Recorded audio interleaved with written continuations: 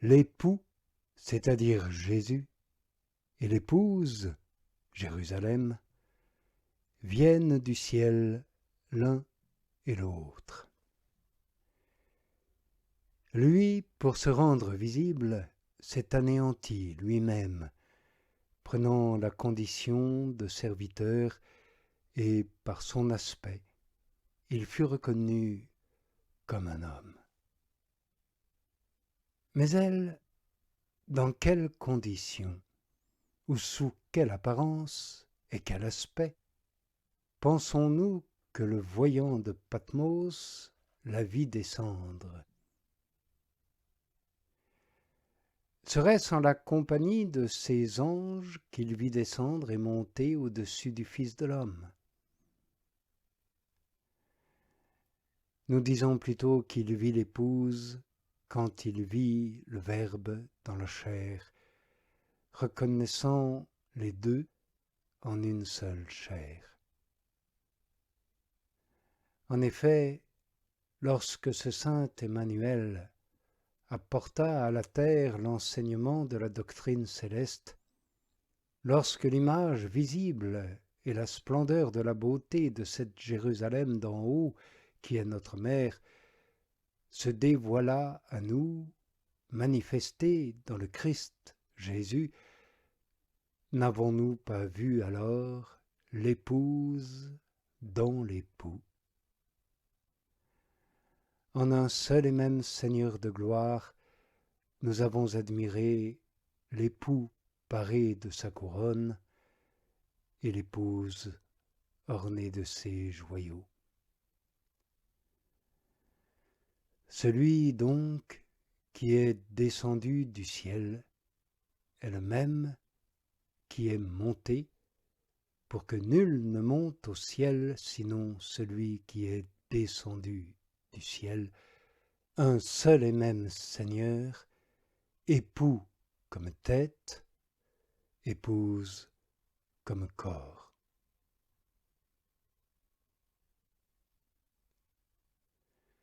Ce n'est pas en vain que l'homme céleste a été vu sur terre, puisqu'il a rendu célestes, semblables à lui, beaucoup d'hommes terrestres.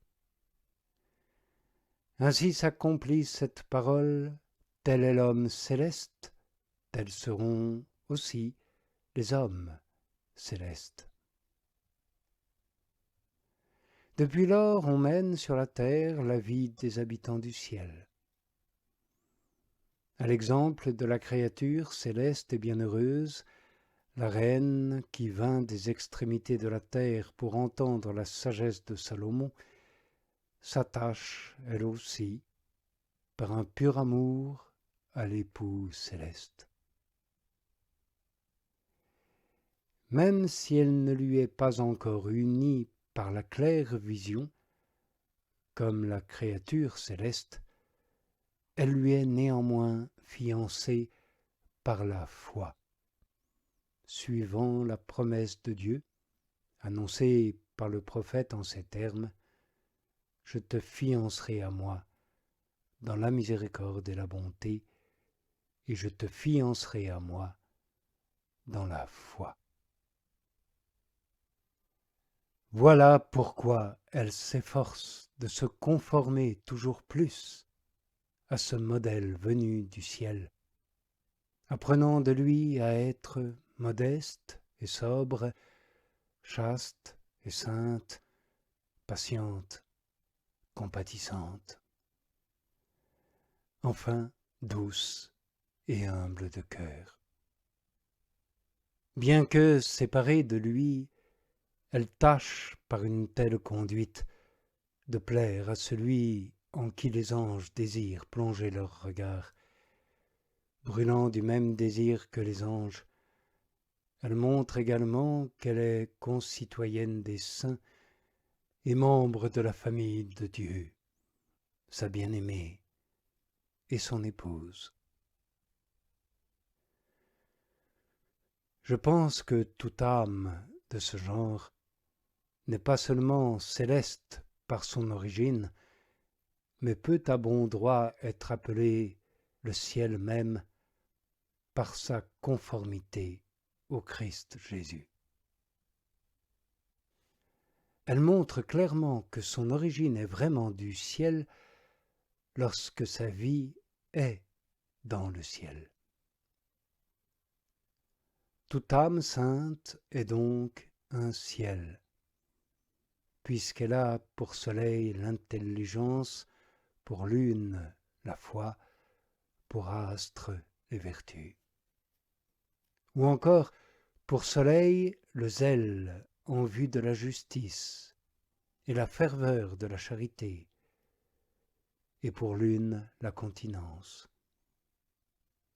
En effet, comme la clarté de la lune provient, dit-on, tout entière du soleil, ainsi, sans la charité et la justice, la continence n'a aucune valeur. D'où cette parole du sage, qu'elle est belle, la génération qui est pure et qui possède la charité. Par ailleurs, je ne regrette pas d'avoir identifié les vertus aux étoiles quand je considère la convenance de la comparaison. Comme les étoiles brillent la nuit et s'effacent le jour, ainsi la véritable vertu, qui souvent n'apparaît pas dans la prospérité, éclate dans l'adversité. Oui, c'est prudence de cacher la vertu dans la prospérité, et c'est nécessité qu'elle paraisse dans l'adversité. La vertu est donc une étoile, et l'homme vertueux un ciel. Mais quelqu'un pourrait penser, en lisant la parole de Dieu énoncée par le prophète, « Le ciel est mon trône », qu'il faille l'entendre du ciel visible et périssable, et non pas de celui dont l'Écriture parle ailleurs plus clairement lorsqu'elle dit « l'âme du juste est le trône de la sagesse ». Cependant, celui qui sait, par l'enseignement du Sauveur, que Dieu est esprit et qu'il faut l'adorer en esprit, n'hésitera pas à lui attribuer également un trône spirituel. Pour moi, je l'affirmerai avec assurance aussi bien de l'esprit du juste que de l'esprit des anges. Ce qui surtout me confirme dans cette interprétation, c'est la promesse du Fils. « Moi et le Père, nous viendrons à lui, c'est-à-dire chez le Saint, et nous ferons en lui notre demeure. » Je pense que le prophète lui aussi n'entendait pas parler d'un autre ciel lorsqu'il disait « Tu habites dans l'homme saint, toi, la louange d'Israël. » L'apôtre de son côté dit clairement que le Christ habite par la foi en nos cœurs.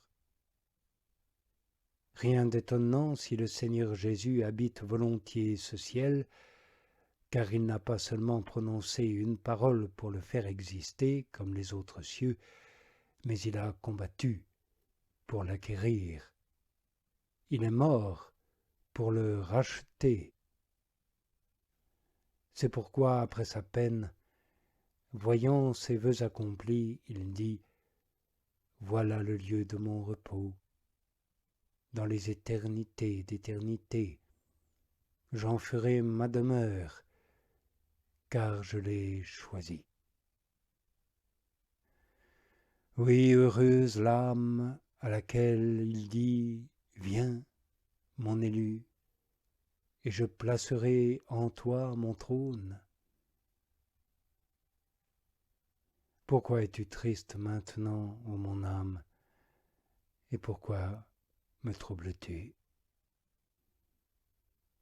Penses-tu que toi aussi tu trouveras chez toi un lieu pour le Seigneur? Et quel lieu en nous serait-il digne d'une telle gloire, suffisant pour une telle majesté?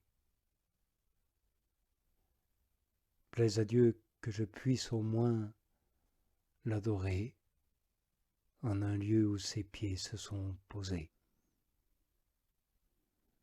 Qui me donnera de suivre au moins les traces de quelque âme sainte qu'il s'est choisie pour héritage? Pourtant, s'il daignait répandre l'onction de sa miséricorde aussi sur mon âme, et la déployer ainsi comme un pavillon de peau qui se dilate lorsqu'elles sont ointes, alors je pourrais dire à mon tour: j'ai couru sur la voie de tes ordonnances lorsque tu as dilaté mon cœur. Et je pourrais peut-être lui montrer en moi-même, à défaut d'une salle vaste et garnie où il puisse s'établir avec ses disciples, au moins un endroit où reposer sa tête. De loin je regarde ces bienheureux dont il est dit: j'habiterai en eux et je marcherai au milieu d'eux.